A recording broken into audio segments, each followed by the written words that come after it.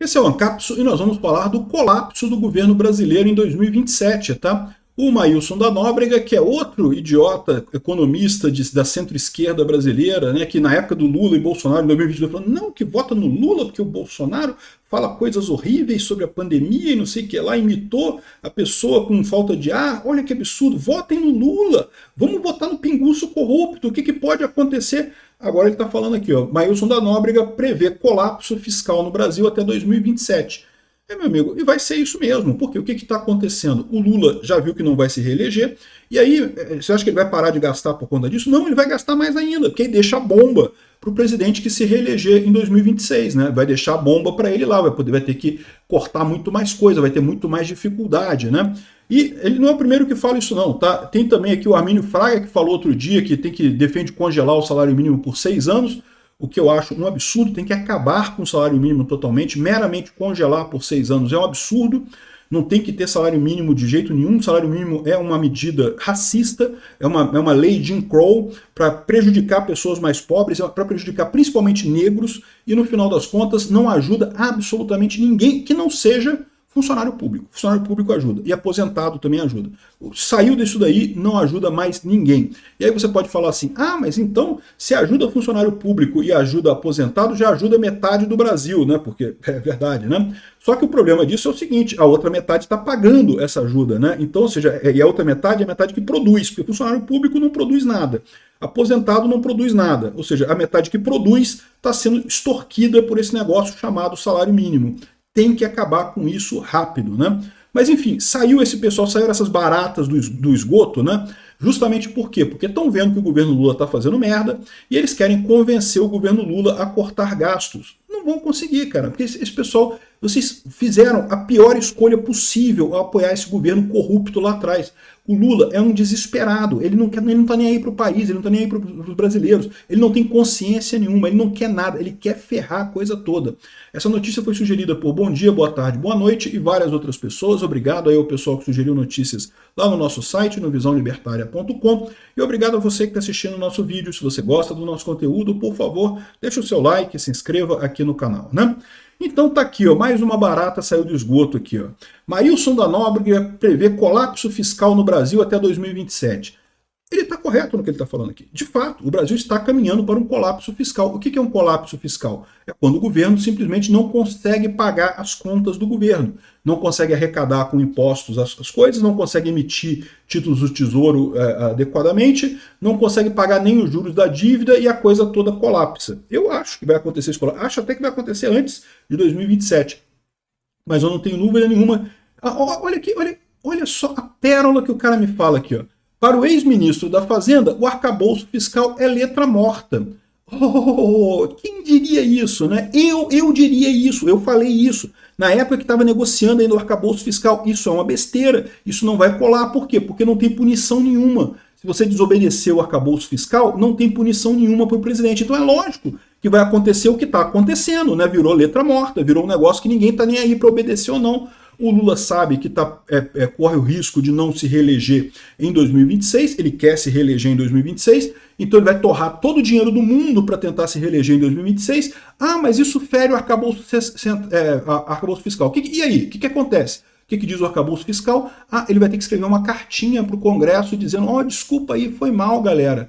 Foi mal aí, errei, fui moleque, não sei o que lá, prometo melhorar no futuro de alguma forma, né? E só, e acabou, não vai ter nada, não tem impeachment, não tem responsabilidade fiscal, não tem nada.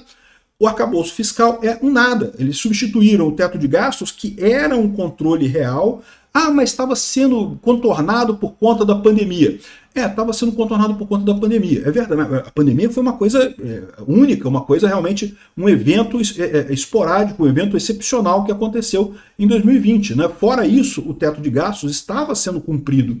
Aí então, tiraram o teto de gastos e agora botaram um negócio que é um esparadrapo para curar facada, né? O cara enfiou uma facada na barriga do outro, lá botou um esparadrapo por cima para curar aquela facada ali, né? Enfim, e não vai resolver, evidentemente, aqui.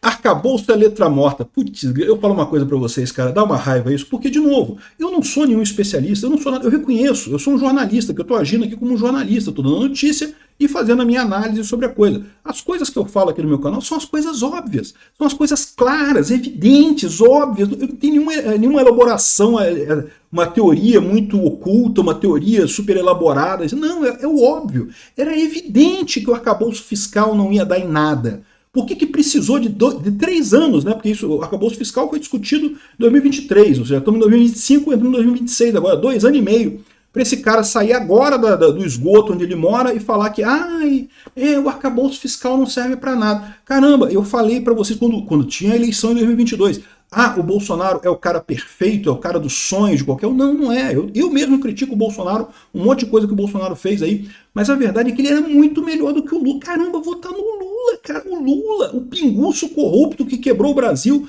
E esse pessoal, não, porque o Bolsonaro ele fala umas coisas feias, então vamos votar no Lula, né? Esse cara que foi um deles, o Armínio Fraga foi o outro também. Esses idiotas tinham que pagar por esse crime que eles cometeram em 2022.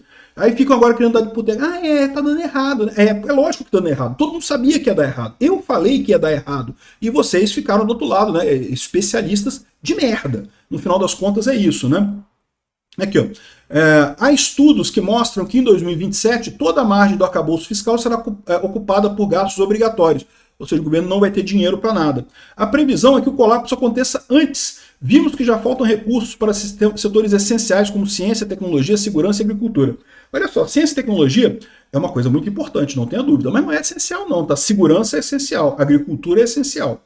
A declaração foi dada em entrevista ao jornal Metrópolis na segunda-feira, dia 14. Nosso encontro marcado com a crise dificilmente vai passar dos 2 próximos anos.